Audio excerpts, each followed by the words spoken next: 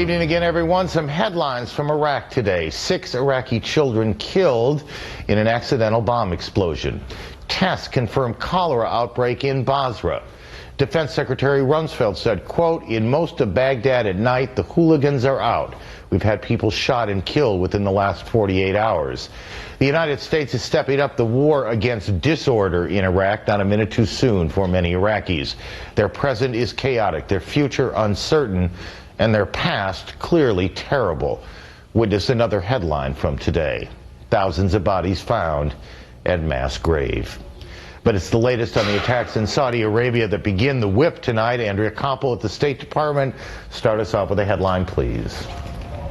Aaron, good evening. The plot thickens. CNN has learned that just 2 days before the suicide bombing attacks in Riyadh, Deputy National Security Advisor Stephen Hadley made a secret trip to the Saudi capital and gave Saudi leaders U.S. intelligence that attacks were imminent. Administration sources say that Mr. Hadley also urged the Saudi leaders to step up security around one of the 3 housing compounds that was later attacked.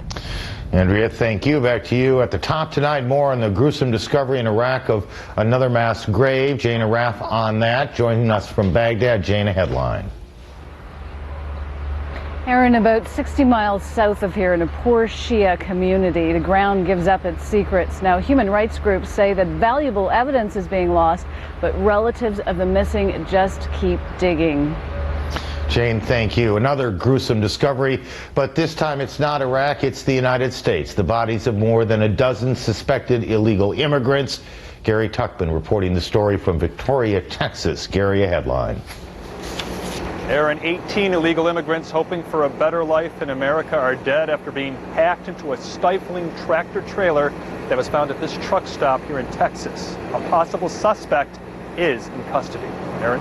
Gary, thank you. Back to you and the rest shortly. Also coming up tonight on NewsNight, David Ensor on the fear that more terror attacks beyond Saudi Arabia could be in the works. From the Pentagon tonight, Jamie McIntyre looks at how the United States plans to bring more law and at least some order to Iraq. A fascinating story about race and a legal travesty in the town of Tulia, Texas. Lives ruined by an out-of-control drug agent. We'll report the story. We'll also hear from New York Times columnist Bob Herbert, who has made Tulia something of a cause. And an update on a different scandal, this one involving an out-of-control reporter at the New York Times. Jeff Greenfield has some thoughts about accountability on a day when the Times held a company-wide meeting to talk about the scandal. And then there is the fight over golfer Annika Sorenstam and whether she should compete in a PGA tournament next week, which she will. Josie Karp reports that, and we'll talk with John Feinstein, who knows a thing or two about golf and has written a book or two about it as well. All of that to come. Before we say goodnight, we begin with the bombings in Riyadh and the questions about whether the Saudis might have done more to prevent them. Normally, the man doing the asking has a mission of smoothing feathers, not ruffling them. But today his job involves sending a message. Feathers be damned. We begin with CNN's Andrea Koppel. Only days after suicide bombers killed at least 8 Americans, the U.S. ambassador to Saudi Arabia leveled unusually blunt criticism at his Saudi hosts. Robert Jordan said that just before Monday's attacks, the U.S. had urged the Saudis to step up security around one of the 3 housing compounds attacked this week. Administration officials tell CNN the message was delivered in Riyadh last Saturday by Deputy National Security Advisor Stephen Hadley, who provided Saudi Arabia's de facto ruler, Crown Prince Abdullah, and senior advisors with intelligence warning terrorist attacks were imminent. Officials say Hadley asked the Saudis to provide a strong, visible security presence to deter any attacks. Saudi Arabia's ambassador told CNN his government did address U.S. concerns. Our security agencies took measures. When they investigated this place, they found it had adequate security. The proof of that is when the attack took place on that compound, only, unfortunately, sadly, the 2 guards, one Saudi Air Force guard, 1 civilian, were killed, but the physical barrier stopped the attack to hurt people inside. Still, the Saudi foreign minister did deliver a rare mea culpa. We have to look within, not only as leaders, but all of the citizens, in order to do what is necessary, in order to confront terrorism. CNN has learned it was its lack of confidence in Saudi's security that prompted the State Department to order the departure of non-essential U.S. personnel and family members from all U.S. diplomatic posts in the Saudi kingdom. Despite last week's bust by Saudi authorities of this cache of explosives and weapons and a public appeal to apprehend 19 suspected terrorists, some U.S. officials say the kingdom could have done a lot more and was in denial terrorists would strike on Saudi soil. Privately, U.S. officials also highlight cultural differences, noting the wheels of Saudi bureaucracy turn extremely slowly, and orders to, for instance, increase security around Western compounds aren't implemented quickly unless they come from the top. Saudi Arabia must deal with the fact that it has terrorists inside its own country, and their presence is as much a threat to Saudi Arabia as it is to Americans and others who live and work in Saudi Arabia. U.S. officials say the attacks were a major wake-up call for Saudi rulers, and they say that the big question is whether the attacks will accelerate U.S.-Saudi cooperation or cause further fissures. Either way, said one U.S. official, Aaron, it is a breaking point. Aaron? Why would this attack be any more of a wake-up call than the fact that so many of the 9/11 hijackers were from Saudi Arabia, or that the Khobar Towers was attacked a number of years ago? What is it about this one that's different? Well, Khobar Towers was considered to be a military housing facility, so that was not seen as a civilian housing facility, or for that matter, something that could be tied, for instance, to the Saudis themselves. As far as 9/11, that was a big embarrassment for the Saudi government, and certainly they did recognize that a lot of the recruits came from the Wahhabi sect, and that being the main sect in Saudi Arabia was something to take note of. But the idea, officials say, that you would have several housing compounds that, yes, some of them did house a lot of Americans, but there were also a lot of Jordanians, a lot of Egyptians, a lot of Arabs, and a lot of non-Westerners. So the idea, and in fact there were a lot of Saudis that were killed. The deputy mayor or governor of Riyadh's son was killed in the attack. So it was a much more personal attack. It really hit home much more than the others. Andrea, thank you very much. Andrea Koppel at the State Department. Some headlines from the region seem to hint at a shift of thought taking place in the Arab news. The lead editorial is titled "The Enemy Within." We have to face up to the fact that we have a terrorism problem, it reads. For too long, the editorial goes on to say, we did not want to admit that Saudis were involved in September 11th. We can no longer ignore that we have a nest of vipers here. Scott McLeod is the Cairo bureau chief for Time magazine. He joins us on the phone from Riyadh, where he's been working the story excuse me, as well. Scott, it's good to have you back. What is it like for Westerners in Saudi Arabia tonight? Well, some of the ones I spoke to say that a sense of paranoia has set in. There are many of these compounds of the sort that were attacked the other night. The security has been reasonably good at these compounds for many years now, since the first terrorism attack against Americans in Riyadh in 1995. But the security is not massive, and in this case you had, I think, 9 suicide bombers in several vehicles launching these attacks, and that's something that's pretty hard to guard against when you're talking about a civilian complex where people have to go back and forth to work every day. Is it your impression, I'm not sure how long and how much you've been able to see, the Saudis don't necessarily make it easy, that security in these other compounds that house Westerners has been significantly increased? There is a noticeable increase in security, but the city is not an armed camp at this stage. They clearly are stepping up their intelligence around these facilities. There are some additional vehicles around, some checkpoints around the city. it's going to be more difficult for a group to carry out another attack of the sort that we saw 2 nights ago. But as I say, when you're talking about a civilian complex, a normal housing complex like you have in any suburb in the United States, it's difficult to make that into an armed fort, as it were. Perhaps I should have started with this. Anything, as you've looked at the Capitol today and in your reporting, has anything surprised you? Well, the main thing that surprised me is the sharp reaction that the Saudi government has had. As you were mentioning to Andrea Koppel there, the Saudis should have had a wake-up call before, especially with 9/11, and you had 15 Saudis among the hijackers. But there's been a very strong tendency in Saudi Arabia, even at the highest levels, to deny that it was a Saudi problem. It's always foreigners that are involved, some foreign hand. Even if it's Saudis, it was Saudis who were trained abroad and brainwashed abroad.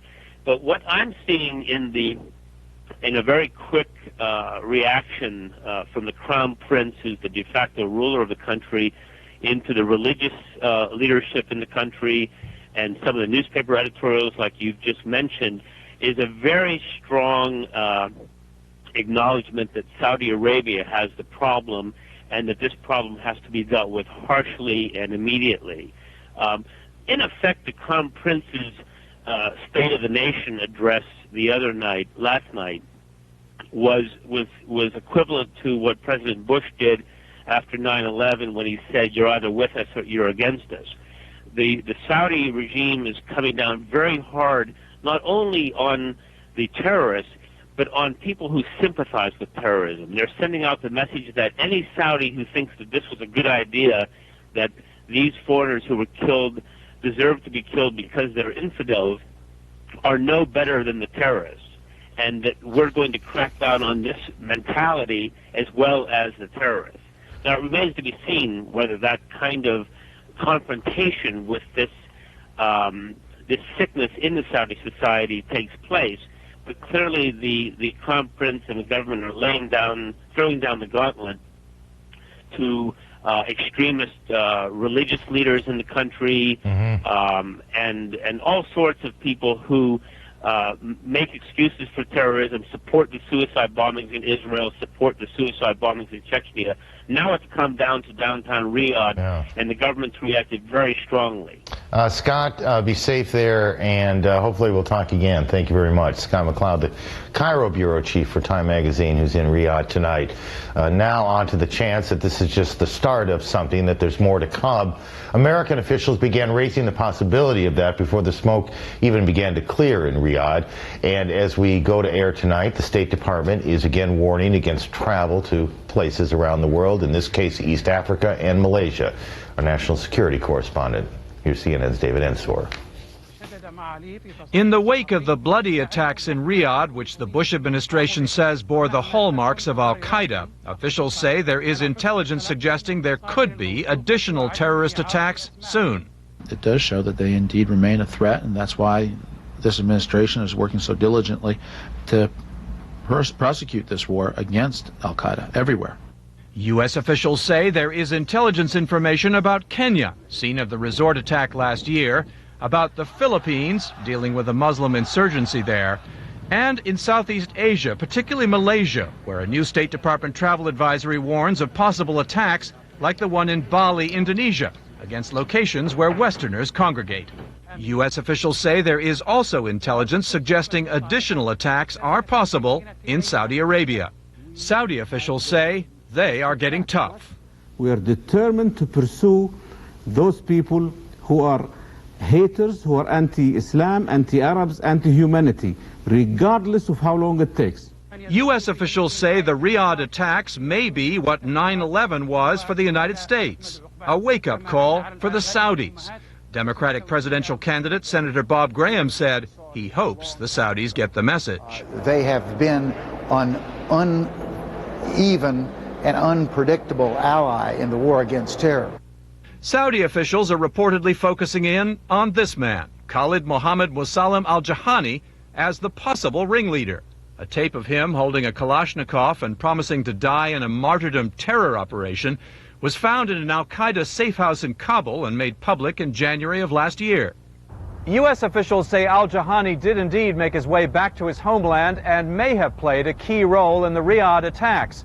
But they're also looking at a couple of other al-Qaeda operatives as the possible mastermind. David Ensor, CNN, Washington. Also, Walsh recently profiled the Saudi ambassador to the United States, Prince Bandar, in the pages of the New Yorker magazine. As Walsh joins us tonight from Washington. I've been listening to all of the reporting we've been doing, and I have been thinking about some of the things that you've been thinking about and writing about and wondering how you're reacting to it, because I think you'd make the argument that 9/11 was the Saudis' 9/11 in a sense. That is correct. I mean, you can always say, and in this particular case, everybody can always do better in the terrorism business, but if you look at this in real-time reporting, which I've spent the last 2 or 3 years doing, first with the Khobar Towers investigation and then more recently with 9/11, what you do see is that at the very highest levels between the Saudi government and the U.S. government, particularly with the FBI and the CIA, that the Saudis were making a real effort to investigate, to capture, to arrest al-Qaeda, because if you look at what the real target of al-Qaeda is, it has always been the Saudi royal family. There are clearly some parts about the Khobar Towers case that I don't remember precisely, but one of the things I recall here is that there was frustration on the American side that the Saudi government was not allowing American law enforcement, FBI, to interview suspects and do those interrogations. That's correct. Early on in 1996, 97 through 98, the Saudis were reluctant to share some of the information. They say they were very worried because the information was pointing towards Iran as the real power behind that, and they wanted to know what the U.S. was going to do. Subsequently, the Saudis opened up almost all of their files, allowed the U.S. to come in and investigate and interrogate the suspects. And I think if you remember when Louis Freeh made one of his the former FBI director made one of his rare appearances post-September 9/11, he made a very specific mention in thanking the Saudis for helping in that investigation and saying that they did it, in fact, at their own risk. So what is it, or why is it, that someone with all of the available information that a senator like Bob Graham, who sits on the Intelligence Committee, has, would then say that the Saudis have been uneven and unpredictable allies? Well, go ahead. One of the problems that you have, and it's a lot of it is the Saudis' own fault. They've got a very opaque society. They do not like to talk about what they're doing intelligence-wise. In particular, they do not like to talk about what they're doing with the American government, because in their own country, the people on the street are not as pro-American as perhaps the leaders are, and so therefore you see a lot of ill-informed and perhaps incomplete reporting. All I can tell you is that over the last 2 or 3 years, and looking at this again, as I said, in real-time reporting, what you see is this almost hysterical response on the part of the Saudis being very worried about what was going on with al-Qaeda. Let me give you an example of just in the last few months prior to this most recent bombing. The Prince Bandar met with President Bush half a dozen times, including once in the end of January, early February, and brought to him a chart which showed what the al-Qaeda presence was in Saudi Arabia and what it was in the United States and where the danger lay. And in fact, there were 2 people who were on that chart, and they personally briefed the Bush on this, who actually are involved now in this most recent bombing.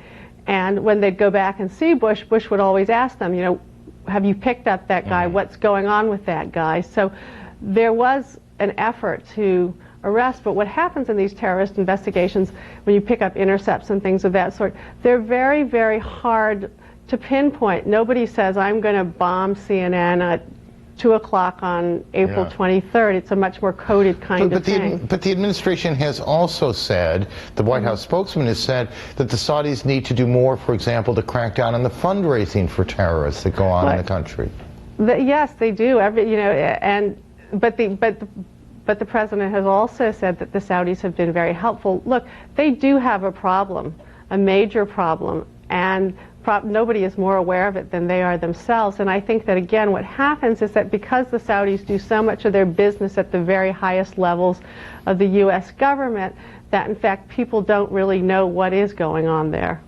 We appreciate having you on the program. Thank you. Nice to have you. Elsa Walsh, who writes for the New Yorker magazine. Head on Newsnight on this Wednesday.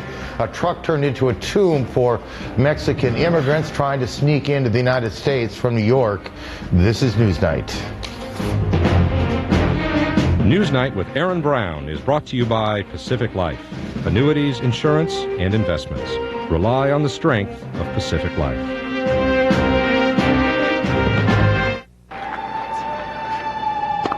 You know what it takes to reach your goals in life.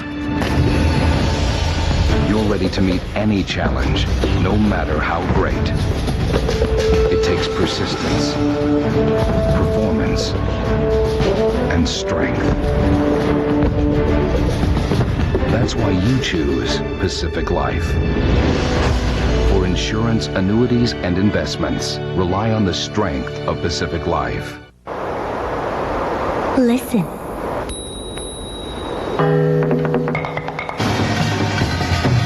Can you? Can you hear them? Look. Can you? Can you see them? Now feel. It feels wonderful. Come feel it. Korea. On the Next American Morning, captured behind enemy lines. I'm Bill Hemmer. 2 American pilots tell us what it was like to be a POW in Iraq. Tomorrow, 7 a.m. Most termite treatments are nearly as disturbing as termites themselves. Choose the Centricon Termite Colony Elimination System from Cook's Pest Control instead. It eliminates the underground colony without tearing your house apart. Most treatments break down over time, but the Centricon system stays on to monitor for future attacks. It's the only termite protection your house will ever need. Looky, looky, looky. Here comes Cookie. Cook's Pest Control.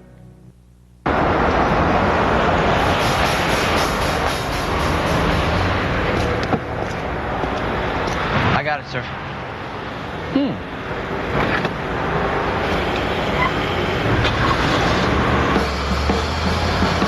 It's good to be the Cadillac. Cadillac DeVille. Breakthrough. Current Cadillac owners or smart lease lessees can lease a new 2003 DeVille for about $499 a month at your Cadillac dealer. CNN, the most trusted name in news. It's a scene of unimaginable horror. Men, women, children jam-packed in a tiny space with so little air they tried to claw through the insulation to get a fresh breath. It sounds like it could be something from the Holocaust, but this is a scene from today. The back of a truck a few hours away from the U.S.-Mexican border. People apparently so desperate for a better future, they were willing to gamble their lives on a journey with risks no one could anticipate. Too many of them, they lost a gamble. Reporting for us tonight, here's CNN's Gary Tuckman. They were human beings packed like livestock into a sweltering truck, perhaps as many as 140. It was parked at a truck stop in Victoria, Texas, when police got to the scene. They weren't expecting there to be a flood of human beings out of there. And as soon as the individuals did come out of the vehicle, obviously they were confronted then with a number of individuals who were dead inside. The sight was gruesome. 17 people found dead from dehydration and a lack of oxygen. 13 of them were still inside the truck, including a small boy. 4 other people were found dead outside the truck. Another man died after being brought to the hospital. A total of 44 people who were in the truck are now being held, a few in the hospital, the rest at a local community center. Between 40 and 80 of the illegal immigrants from Mexico, Honduras, and El Salvador got away. This is a trafficking of human cargo. This is a smuggling case. And authorities say a man is being held in custody who they believe owned the truck. Officials are not saying if Tyrone Williams of Schenectady, New York, was driving the vehicle, but they say federal charges could be leveled against him soon. If convicted, the individuals that are responsible for the trafficking of human beings, where an individual dies during that trafficking, are looking at a possible life sentence, or if we can improve that the that the action was done intentionally and that the deaths were caused intentionally, there is the possibility of the death penalty in the federal system. The scene at the truck stop stunned people who live nearby. I think it's terrible. I think it's one of the most tragic things that I've ever seen. Authorities also say they're looking for another man and a woman in connection with the smuggling, which they say was done for one reason: greed. As far as the immigrants who are at the community center right now, authorities say it's very unlikely any of them will stay permanently in the United States. However, many of them may stay for a while because officials are telling us they could be prosecution witnesses in a case against a suspect or suspects. Aaron? Gary, thank you very much. Gary Tuckman in Texas tonight. A few stories from around the country to add to all of this, beginning with a bit of a scare for those of us here in New York today. New Yorkers are, no surprise, pretty sensitive when they see planes in striking distance of big landmarks. It seems that a Continental charter jet carrying troops returning from Iraq made a special request to get a better view of the Statue of Liberty. It was too close for comfort for some who saw the plane, and the FAA said it would deny such requests in the future. A development involving the scandal, the sex abuse scandal at the U.S. Air Force Academy in Colorado. A cadet has been charged with rape and sodomy. A hearing held today to determine whether he will face a court-martial. Female cadet says she was raped last fall. The father of the accused told one reporter the sex was consensual. A line we couldn't resist saying, "Where's the fish?" New study in the journal Nature shows that in the past half-century, 90% of the large fish, including sharks and swordfish, tuna, marlin, have disappeared from the world's ocean. One author of the study said this: there is nowhere left in the ocean that is not overfished. And Basketball Hall of Famer, one of the greats of all time, Dave DeBusschere, has died. Dave DeBusschere was a defensive star who helped the New York Knicks win 2 championships in the 70s. NBA Commissioner David Stern said this: he was a hard-nosed, blue-collar hero who gave all of his considerable energy to the game. Dave DeBusschere died of a heart attack, it is believed. He was 62. Coming up on Newsnight, uncovering the past in Iraq, the relatives of victims of Saddam Hussein look through the vast killing ground for the remains of their family members. We take a break. First, around the world, this is Newsnight.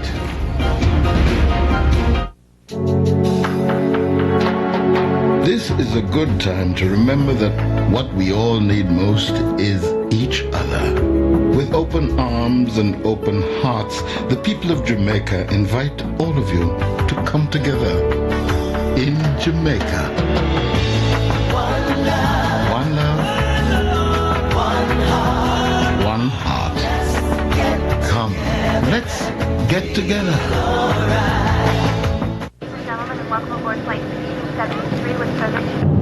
The captain has turned off the passenger. Presenting the new 12-inch PowerBook, the world's most compact, full-featured notebook computer. And the new 17-inch PowerBook, the world's first and only 17-inch notebook computer. The new 12 and 17-inch PowerBooks. The next big and small things from Apple.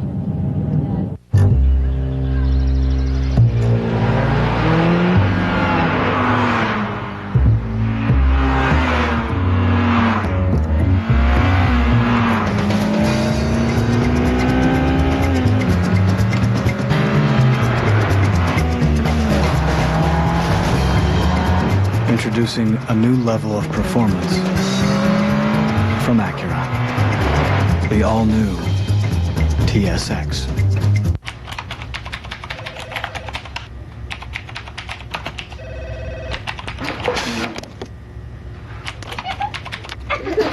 On the road and stuck trying to get business email in all the wrong places? Get Verizon Wireless Email Access and your data will travel on America's most reliable wireless network. Can you hear me now? Good. For all your company's wireless needs, we mean business. Verizon Wireless. We never stop working for you. You never know when you'll need allergy medicine. You could be outside, inside, in your car, anywhere. Now you can take non-drowsy allergy medicine right when you need it. Announcing quick dissolving allergy Alivert. New Alivert starts dissolving the instant it touches your tongue, without water. Get prescription-strength, non-drowsy 24-hour relief. Even Claritin can't beat. New quick-dissolving Alivert. Allergy medicine you can take right when you need it, wherever you are. It's easy for us here in the comfort and safety that we live in to think of a high-minded thing like democracy in Iraq. The Iraqis themselves, especially those in Baghdad, have more pressing things to worry about. Can they go to work safely? Can they let their kids play in the streets without fear? Early on, the United States suggested that the looting and the lawlessness would, with any luck, burn out quickly. Not quickly enough, it turns out, and now the United States is promising to do more to stop it. From the Pentagon tonight, here's CNN's Jamie McIntyre. In Baghdad, U.S. commanders denied a New York Times report suggesting U.S. troops would soon begin shooting looters on sight, but did promise tough new tactics to restore law and order. We're very aggressively arresting looters now and holding them for a period of time, usually around 3 weeks right now. You're in a combative mood. On Capitol Hill, Defense Secretary Donald Rumsfeld seemed to imply that could include deadly force. The forces there will be using muscle to see that the people who are trying to disrupt what's taking place in that city are stopped and either captured or killed. Rumsfeld faced sharp questioning from Democrat Robert Byrd. The news reports out of Iraq are using words such as turmoil, chaos, and even anarchy to describe the situation in Baghdad. I think the characterization of anarchy is not accurate. It's a headline writer's phrase. We were told today that maybe 2/3 to 3/4 of the city is stable.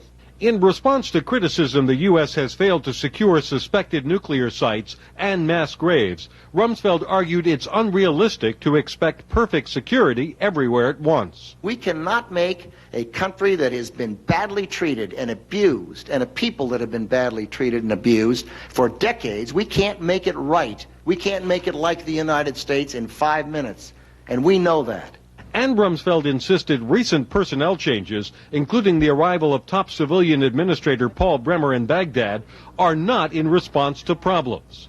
I hope that the recent shakeup in the civilian leadership of the U.S. Occupation Authority will help the situation and will not amount to merely rearranging the deck chairs on the Titanic. There is no shakeup. This has been part of the plan since the very outset. As for the big question, where are Iraq's weapons of mass destruction, Defense Secretary Rumsfeld had a familiar refrain that he believes they will only be found when someone tells the U.S. where they are. Jamie McIntyre, CNN, The Pentagon. Recently in the New York Times, Tom Friedman wrote that as far as he's concerned, American forces don't have to find a single weapon of mass destruction to justify the war. Finding a single skull from a mass grave was enough. Tonight, thousands have been unearthed from a plot of land 60 miles south of Baghdad.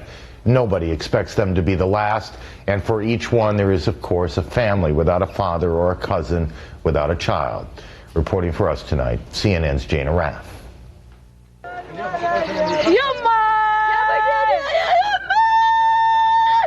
They believe their cries can call their dead children from the ground. Where can I find you, my son? This woman asks the dust. This open grave is huge, but not big enough to absorb the grief unleashed here.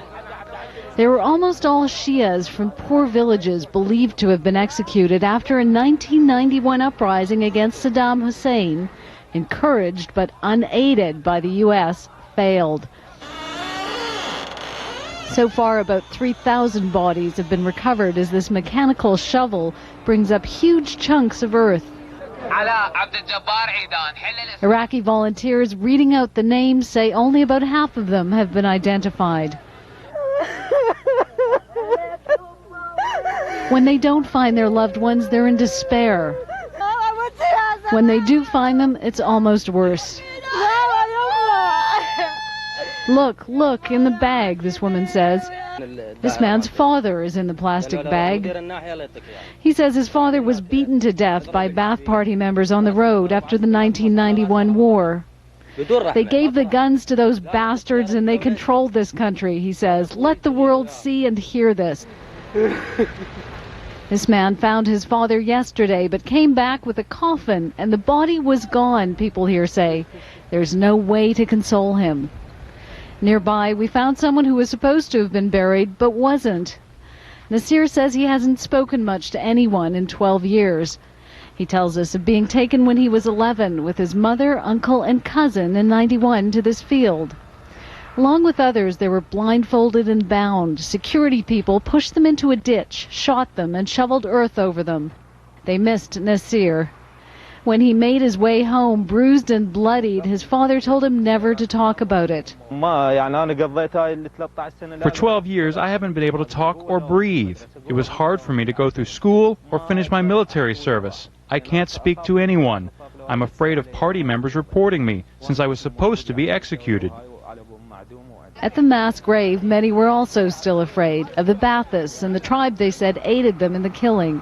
And angry at the United States, they say, for letting them down in 1991 and for being a decade too late. Now, human rights groups say valuable evidence is being lost that could be used for war crimes, with relatives just coming to dig up those bodies. U.S. soldiers are at the site, but they say they're providing whatever they're asked to provide, and so far the Iraqis have not asked for assistance. They say they want to let them do it the way they want to, and this is the way local people want to do it, to get their relatives' bodies as quickly as possible. Aaron? How was it found? This is the thing about that site and other sites all over Iraq, and more than mass grave sites, pretty well every atrocity, it was known. People always knew it was there, but they couldn't speak about it, and they could certainly never go and start digging there. But they certainly knew that that site was there. We talked to people who had witnessed executions and actually witnessed the burials, who talked to seeing people being led off of buses into that very field, and they weren't close enough to see them being executed, but they saw the bulldozer leveling the ground. So that site was known, as are many others around the country, which presumably we'll be uncovering as well as local people go and start digging there too. Aaron? Jane, thank you, and it's nice to see you back in Baghdad. Nice to see you back there. Thank you. Jane Arap, our Baghdad Bureau Chief, again. Quick note on something to look for tomorrow on American Morning. Larry King has an interview with the Apache helicopter pilots held prisoner in Iraq, then rescued with 5 other soldiers last month. Chief Warrant Officer David Williams, Chief Warrant Officer Ronald Young. Here's a taste of the interview. What happened that got you caught? Well, as we were flying, we were one of 18 aircraft, and Ron and I were part of the main effort of the attack. And it was kind of surreal. It was just like the first days of the first war, Desert Storm, with the tracers, and it was actually it was kind of terrifying flying into that. How were you hit, Ronald? We were hit by 23. I'm supposing it was 23 millimeter fire, but it was fairly large caliber. There were a lot of tracers going through the air. They were passing by our aircraft, and one ended up taking out our engine, and then took out our flight controls as it went through, pierced the cockpit, cut Dave's boot, and filled the cockpit full of smoke. And we descended and made a control crash landing, basically. Were you taken immediately, Ron? No, we ran for about an hour and a half.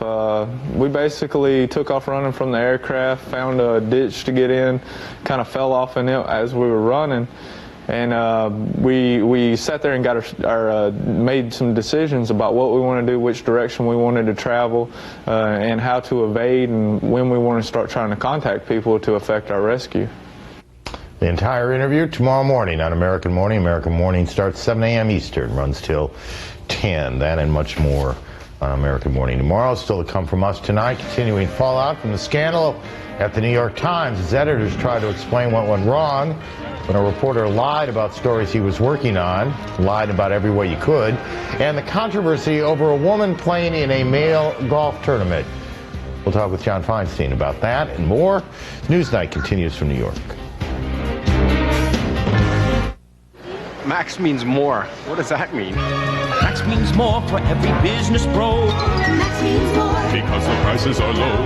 Max means more of all the stuff you need. More value and more service, more low prices guaranteed. When you think ink, think Office Max for more ink and toner cartridges, all guaranteed in stock. Or we'll give you $10 off and free next day delivery of the cartridge. Only from Office Max. And that's why Max means more. It's easy to take electricity for granted. A lot of us aren't even sure where it comes from. So we're sometimes surprised to learn that over half of the electricity we use comes from coal. Mrs. Wendler! And thanks to a $50 billion investment in clean coal technologies by America's electric utilities that use coal, it's getting cleaner every day, helping us protect something we can't take for granted: our environment. What a great room. So comfortable. How about that breakfast buffet? All you can eat. I can't believe a room only cost us $99 a night. $99? For both of you? Mm-hmm. How did you get such a great deal? Hotels.com. Hotels.com. Save on thousands of hotels worldwide. Hotels.com. The best prices at the best places, guaranteed.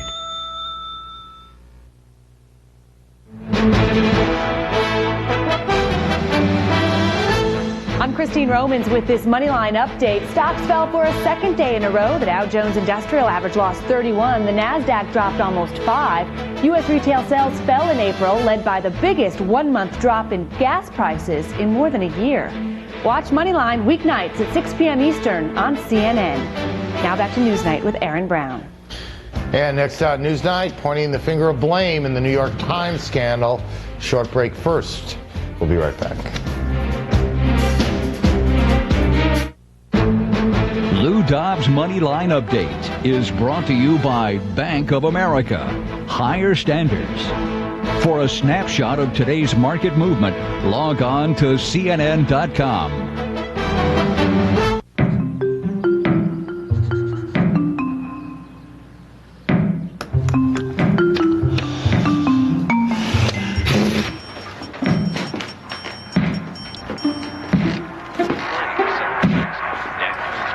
Don't you have work to do? The mortgage. There. I'm done. The mortgage application with 80% less paperwork from Bank of America. Higher standards. Came out a couple weeks back that Bill Bennett, the longtime crusader for morals in America, was also a longtime gambler. Story resonated for a simple reason. When you demand things of others, you better behave pretty well yourself. That leads us to the case of the New York Times. The paper, rightly so, shines a light of scrutiny on bad behavior among the strong and powerful. Now, with news of a rogue reporter going unchecked, some are wondering whether the Times is shining enough light on itself. Today, the paper held a company-wide meeting on the scandal. Here's CNN's Jeff Greenfield. If you are in this business of journalism, today's extraordinary meeting, the publisher and top two editors of the New York Times meeting with staff, is bound to stir your curiosity. And the story itself, a major breach of basic journalistic standards at one of the most prestigious papers in the world, has brought with it an armful of questions. Was the paper too eager to promote an appealing young black voice? Did the top brass exempt Jason Blair from the standards they would have applied to another reporter with so many transgressions on his record?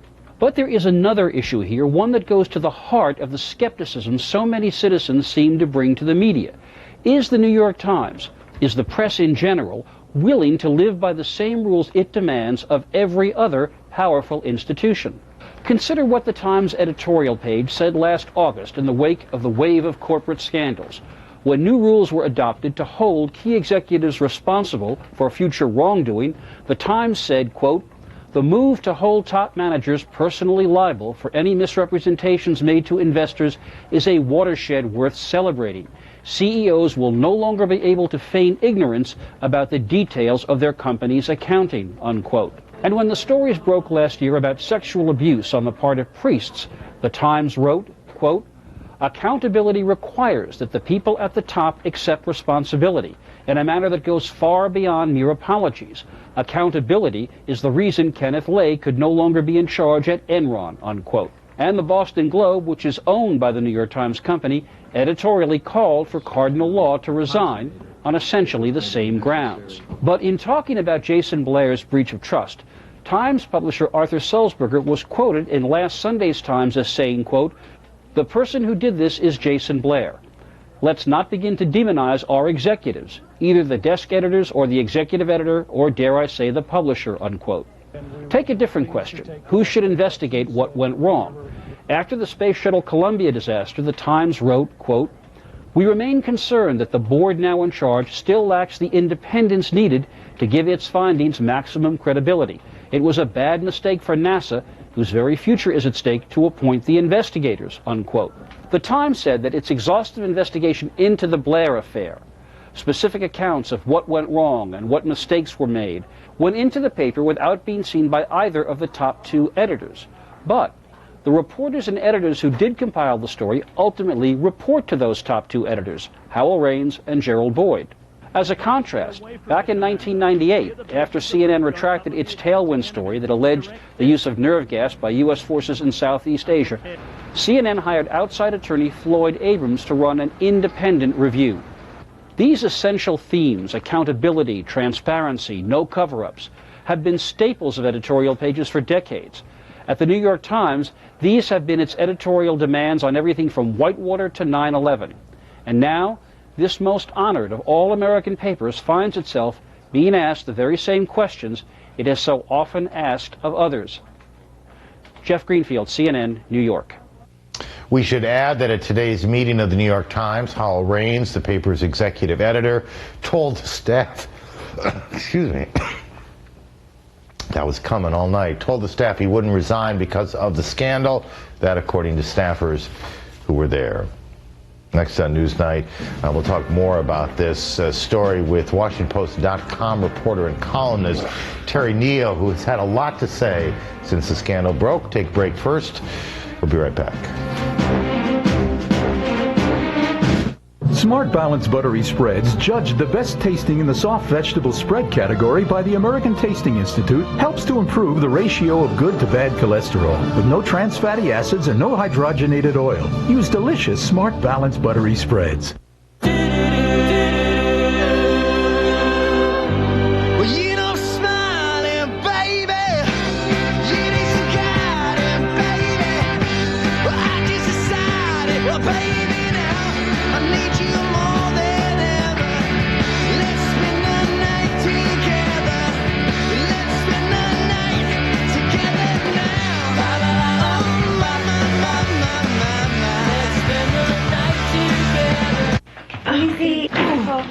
No more biking for you. Oh, I know. Oh, boy. It's the moment of choice. Tylenol or Advil? What will the doctor give you? Truth is, doctors have made their choice. Doctors nationwide choose Advil most for muscle aches, strains, and sprains. It's simply a better choice. Advil gives you longer-lasting relief than Tylenol on tough muscle pain. I'll drive. Make the doctor's choice your choice. For longer-lasting relief, advance to Advil. Listen.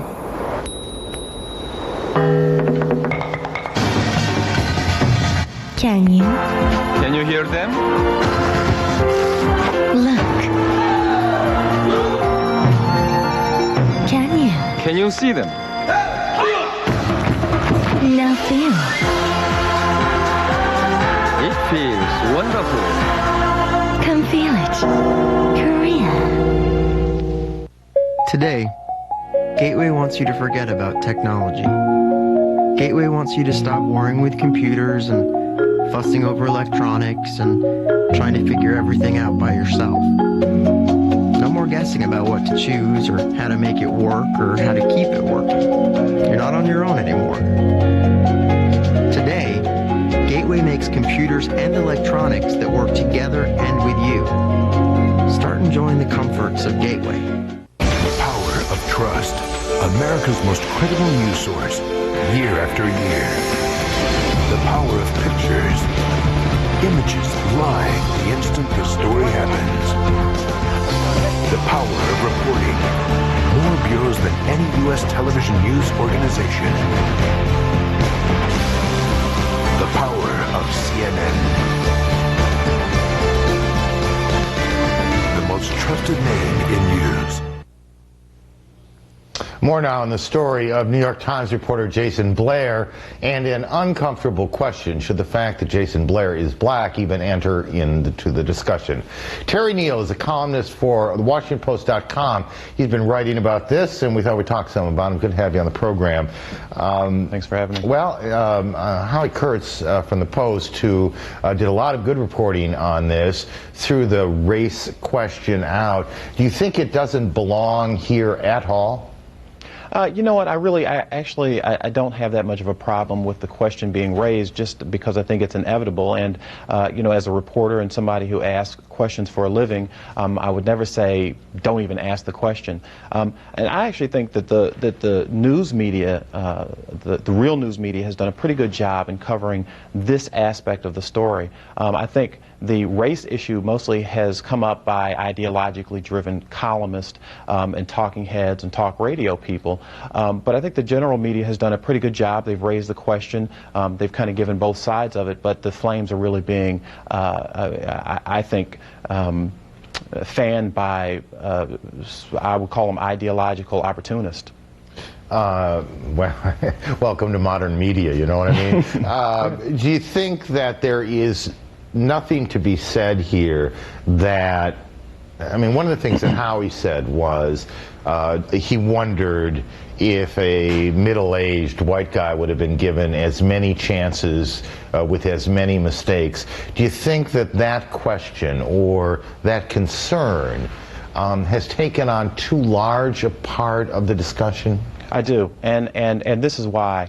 You know, I think a lot of one of the things that a lot of people who don't know that much about the way newsrooms work, or not in journalism, I think they think or have the impression that the New York Times knew all along that this guy was lying and making up stuff and fabricating quotes and scenes and things like that, and they let him continue to operate and gave him promotions. That's not really the case, at least my understanding. I don't work for the New York Times. My understanding is this is a guy who was a young guy. They were pushing clearly faster than he needed to go. He was making lots of errors and having to write lots of corrections. The stuff that we found out in the last couple of weeks was not necessarily things that the Times knew 5 or 6 years ago. Nonetheless, I do think that the corrections he was making, some of the mistakes he were making, certainly should have raised red flags. Now the question is, did he somehow get further ahead of where someone else might have gotten had they not been African American? And you know, for that, I turned to the Weekly Standard, which is a conservative magazine, and last week did a little piece that I thought was very interesting and that not too many people are talking about, and that showed that two, not just middle-aged, but old white guys, basically Adam Clymer and Johnny Apple, had a higher error rate than this kid did before this scandal broke. It's something like 6.9% of his stories resulted in corrections, compared to 14% by R.W. Johnny Apple, who's one of their most famous reporters and experienced reporters. So the question is, yes, certainly a lot of other reporters had high correction rates and were not fired. It didn't keep them from having, you know, great careers. I just think that, you know, I think it is certainly true that this kid was pushed along faster than he should have. But I'm seeing this phenomena a lot, and I've seen it in my 14 years of journalism a lot. Usually it is, you know, it's white reporters, and these reporters are brought along very fast, and a lot of times they make mistakes. They're not really ready for prime time. But young people get shots. The problem here is that Jason Blair blew his shot. Yeah. He was basically a con artist, from what I can see. Do you worry, obviously, this is one of those hanging curve questions, that this is going to make life for young African-American reporters or people who are aspiring reporters a whole lot more difficult? You know, I've thought about that a lot. You know, I hope that's not the case, but, you know, ultimately I have faith in most of the people who are in this profession that I'm in, that for every bad person there are, but for every person that's going to take what Jason Blair did and try and extrapolate it and make this seem like, you know, this is what happens when you bring certain people into the newsroom, for every one person like that, I think that there's two people who understand the larger context of things and understand that you can't take the mistake that one person made and sort of extrapolate that to a larger picture, you know, just based on race. Any more? I'm sorry, go ahead. I'm sorry. I was just going to say, thank you, and I hope that you will come back to talk not just about this and not just about race, but a whole lot of other things as well. Anytime. Terrific job. Thank you, Terry Neal. Thank you. I appreciate very much. Still ahead on Newsnight, the battle of sexes on the golf course. Should Annika Sorenstam, best woman golfer on the planet, be playing against the big boys? Take a break first. We'll be right back. CNN Tomorrow, Mike Wallace, Morley Safer, Andy Rooney, and more. 60 Minutes, 35 years and ticking on Larry King Live. CNN Tomorrow, 90s. Tennessee's largest selection of new Corvettes are at Bill Hurd Chevrolet. Coupes, convertibles, Z06s. No matter which Corvette you choose, Bill Hurd Chevrolet has the selection for you. Discounts as high as $7,000 off MSRP. Payments starting at only $549 a month with no money down. There's never been a better time to get behind the wheel of a new Corvette from Bill Hurd Chevrolet. $549 a month, no money down. Discounts as high as $7,000 off MSRP. What are you waiting for? Bill Hurd Chevrolet, saving customers thousands every day. At Sprint's, we're doing something special for the upcoming Memorial Day holiday. It's the one-week-only Sprint's Memorial Day preview sale. Come in early for a sneak preview of our biggest sale of the year. All furniture in the entire store is on sale. Plus 6 months, no interest, no payments. At Sprint's, you'll find the largest selection of the highest quality furniture and thousands of pieces in stock. With these incredible prices, there's no reason to shop anyplace else. Sprint's, imagine the possibilities. Over the years, our cars and houses have really changed, but home loans and interest rates are basically the same now as they were 50 years ago. But now, Crossroads Mortgage offers the home loan for today. It's called Home Loan 100, and here's how it works. Refinance your home for up to 100% of its value. You get a low rate, a reduced house payment, and the money to pay off your bills, all with one easy loan. It's Home Loan 100, and it's only at Crossroads Mortgage. How much can you save? Call Crossroads Mortgage right now and find out.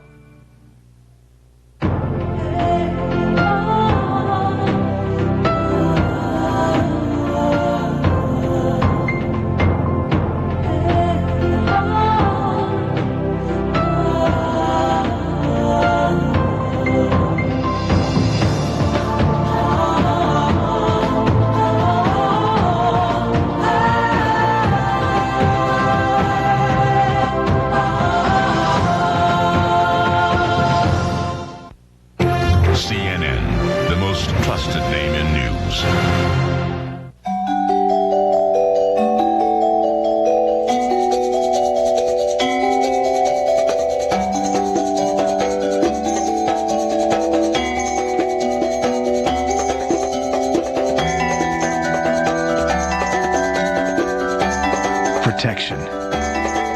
It's not what it guards you against. It's what it lets you do. Continue. Ace Group, Global Protection. It says a whole lot of something that there is a golf story out there these days that doesn't involve Tiger Woods. At least it should be a golf story. I'm not sure it is anymore.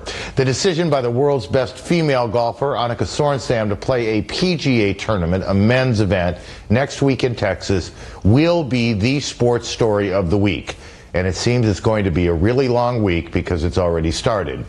Some of the men on the tour are, shall we say, a bit miffed that Ms. Sorenstam is teeing it up with them in their event. Others are looking at it with a bit of bemusement. We'll talk with sports writer John Feinstein in a moment, but first a little background on this year's version of the Battle of the Sexes from CNN's Josie Karp. With his comments this week, golfer Vijay Singh has transformed the Battle of the Sexes into a war of words. Singh says it's nothing personal, but he doesn't believe female golfer Annika Sorenstam should play in the PGA's Colonial Golf Tournament next week. This is a man's tour, and there are guys out there trying to make a living, so, you know, and it's not a ladies tour. If she wants to play, I mean, she's mostly, you know, she should or any woman for that matter. If they want to play the match, so they should qualify and play like everybody else. So there's no attack on Annika at all. I mean, if, like I said, if I did, I'd like to apologize to her. It was not put that way, and it just came out the wrong way. Singh's comments are the boldest so far by a member of the men's tour. Singh doesn't want Sorenstam to play without qualifying, and perhaps most telling, he doesn't want her to outplay him. If I miss the cut, I'd rather she miss the cut as well. Hope she missed the cut. I don't want to go back and that woman beat me. Representing the other side is Tiger Woods, who won't run the risk of losing to Sorenstam because he's not playing in Fort Worth. It's unfortunate BJ said that.